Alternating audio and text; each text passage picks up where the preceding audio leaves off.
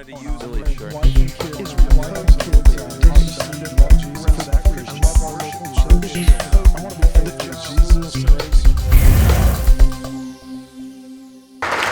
Good morning.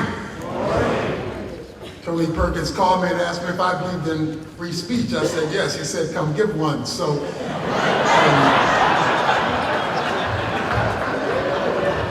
very grateful for this opportunity and privilege. Before my youngest son, Jonathan, joined me in ministry, he was a fullback in the NFL. The last team he played for was the Washington Redskins. I would come up from Dallas and go to the games when I could. Whenever I did, I would observe, as anyone would in the NFL game, that they watched three teams take the field. There would be the home team, then there would be the visiting team, and these two teams would clash, creating conflict on the field of play. There would be no agreement because they would be headed in two different directions. One team is going this way, another team is going that way, and no amount of negotiation could make them get along because the nature of the environment meant a battle. But in the middle of these two teams that were in conflict was situated a third team called the team of officials. These were 9 men who were on the field but not of the field.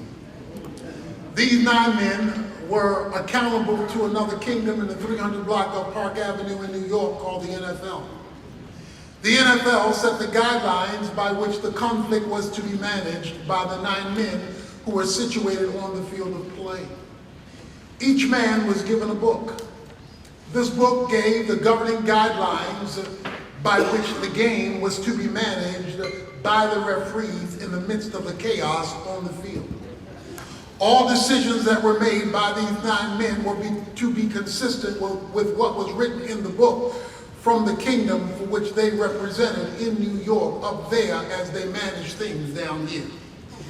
It was the responsibility of the officials to make their decisions not based on emotions, not based on popular opinion. Sometimes they would be booed, other times they would be cheered. But that would be inconsequential since their fundamental obligation was neither to the crowd nor to the players. Their fundamental obligation was to the kingdom that they represented in New York, headed by the Commissioner Roger Goodell on the various fields where they are represented. A few years ago, we saw the chaos that takes place when replacement officials take the field. When there are officials who do not understand the book, use the book, make decisions by the book, and rather than managing and bringing order to a chaotic situation, they actually add to it, ruling by opinion rather than by authority. God has a third team on the field. That third team on the field is called the church. But we are observing today what happens when this third team on the field joins the team rather than being God's managerial officiating crew on the field. We've seen what it looks like when the church becomes Democrat or becomes Republican, becomes white or becomes black, rather than representing the kingdom up there and the chaos down here, bringing order down here because of the authority we possess from up there. When it comes to hermeneutical understanding of Scripture, one biblical principle is the law of first mention. The law of first mention simply says, look at where a biblical truth is first taught, go to its meaning there and be consistent with that meaning unless Scripture itself gives you the right, the authority, or the responsibility to change that definition. That's why we believe that marriage is between Adam and Eve and not Adam and Steve. It's the law of first mention. God did not change it. The first mention of the church is in Matthew chapter 16. It's mentioned by Jesus Christ, the head of the church. Jesus has asked a question. He's asked the question, who do men say that I am, in verse 13. There are a number of good opinions given, all nice, but all wrong. Some said you're Elijah, Jeremiah, John the Baptist, one of the prophets. But then Jesus turned to his ministerial association. And he said, but who do you say that I am? You can't say it in the English text, but in the Greek text, the word you is plural.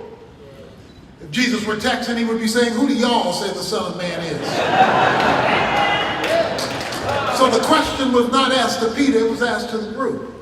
The group was asked to identify him. Peter, being the spokesperson for the group, whenever you see the list of the names of the disciples listed in the Gospels, Peter's name is always first. He's a spokesperson, and I granted oftentimes he wore peppermint socks the way he loved to keep his foot in his mouth, but on this occasion he hit a bullseye. Because he says, "Thou art the Christ," in verse 16, the Son of the living God. Jesus said, "Simon Bar-Jonah, this did not come from flesh and blood, but it came from my Father who is in heaven." And then he lays out the doctrine of the church. And it is an impactful doctrine because in these two verses, he tells you and I what we are to be doing and the effect it ought to be having in the environment of chaos in which we are his officiating crew. He says, you're no longer going to be called Simon because Simon means a pebble. You just got a promotion. We're going to call you Peter because that's a stone. We're going to move you from pebble to stone. You're going to be leading this crew. You're going to be head of this ministry, head of this association. Ultimately, you're going to open the doors at Pentecost. You're now a stone. But I will not build my church on a stone. I'm going to build my church on a rock. Stone is Petros. Rock is Petra. Petra was used in classical Greek of a number of stones that had been hewed together to form something bigger than any one stone could ever be on its own. It was stones that meant a rocky cliff, a rocky ledge, or a larger connected slab. You see, Jesus has not forgotten the fact that he didn't ask Peter the question. He asked the question to the whole group. Peter was just speaking representatively. If Peter were here and he was explaining this passage and its implications to us, he would probably quote from his own epistle, 1 Peter chapter 2, where he says, "And all ye are living stones come together to form one spiritual house." It would be the coming together of the church as a rock and not merely be disseminated as individual stones that the impact on culture would be made. That the impact on culture would not just be because there's a church here and a church there, here a church, there a church, everywhere a church. It would be made because the churches, stones, individually, would gather together as you gather together today to form a rock that is the collective presence of God in a society in chaos. He says, I will build my church. This coming together, this impactful force in history. The word church is from the Greek word ekklesia. Ekklesia means called out ones, but that denotes a question. Called out from what, to what, for what? Because all it means is called out ones. It was not a uniquely Christian term. It was used in regular koine, everyday language Greek. You see, if you were walking down the streets of Rome, having been influenced by its Hellenization and influence of Greek culture, and you heard them say ekklesia, you would understand that they were talking about Congress, or the city council, or the school board, because the ekklesia were people called out from the general populace to legislate on behalf of the city-states for the well-being of the citizenry that this ekklesia, this governing body, was called out to do. In other words, the church is more than a place where you go to be inspired 1 hour a week. Well, that's if you're white. 2.5 hours if you're black. It's more than a place where you go for spiritual inspiration, spiritual fellowship, and it is that. But it is what Congress down the street is for America. It is God's legislative body from the kingdom up north to the chaos down south. It is God's spiritual legislating agency, which is why Scripture tells us we're seated with Him in heavenly places. We ought to legislate from up there down here in the midst of the war zones that are taking place. He says, I will build my legislative body. That's why when the term ecclesia is used in Acts chapter 19, it says all the people came together and the ecclesia met to legislate against the church, because it is a legislative body. We are meeting and we are gathering. What we are not doing as a church is legislating.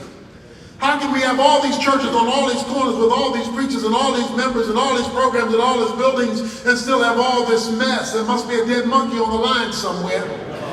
And that is why we're preaching the word and teaching the word. We're not legislating the word in the midst of the chaos. America has embassies all around the world. An American embassy is simply a little bit of America a long way from home. Wherever you go in the world where there's an American embassy, the laws of America rule. The word of America has been placed in a culture. And if you get in trouble, you cross that gate, because when you cross that great gate, you're on sovereign territory. You're in America now, even though you're located on foreign soil. It's where the rules of America are being applied in a foreign nation. The church is not to replicate the culture. It is to be the unique presence of God in the culture, legislating on behalf of heaven in the midst of history. So that history sees what God looks like when God addresses the issues that are in conflict on the field of play in the communities where we live, work. But to do that, you have to understand, Jesus says, I am building my church. And the only way you know it's my church is that the gates of hell aren't winning. Gates is another legislative term. In the Old Testament, the elders met at the gate to legislate on behalf of Israel. So he's speaking legislatively, not merely ethereally, or as we would typically say spiritually, that is unrelated to history. He says, you know that my church is being my church because hell is losing and not winning. Because the gates of hell shall not prevail against it. So if the gates of hell is prevailing against the church, then we must not be building his church, we must be building our church, but we're using his name. He says the gates of hell, the authorities that come from hell will not be winning. In our communities, we're losing. In spite of the proliferation of ministries, we're losing. So there must be something we're not doing that is built into the ecclesia, that unless we begin doing it, our culture and our country will begin or continue to fall apart. You and I are living in the day of the devolution of a nation. We're watching the implosion of a country upon itself. We have looked for answers to land on Air Force One. Well, I'm here to tell you that plane won't fly in this kingdom. It is the Church of Jesus Christ that is God's transforming agent in the culture. God does not ride the backs of donkeys or elephants. The solutions to our problems will not come that way. Joshua came out in Joshua chapter 5, and this huge guy, captain with a large army behind him, ran into Joshua. Joshua was doing surveillance around the city of Jericho. Joshua saw this captain and he said, whose side are you on? If you're on our side, that's good. We've got help against Jericho. If you're on their side, that's bad, because we got to fight you and them. So whose side are you on? The captain looked at him and said, I think you're confused. I'm neither on your side, and you're my people, but neither am I on their side.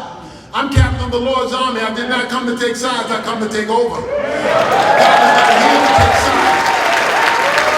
He's here to take over. And your church should dominate your community.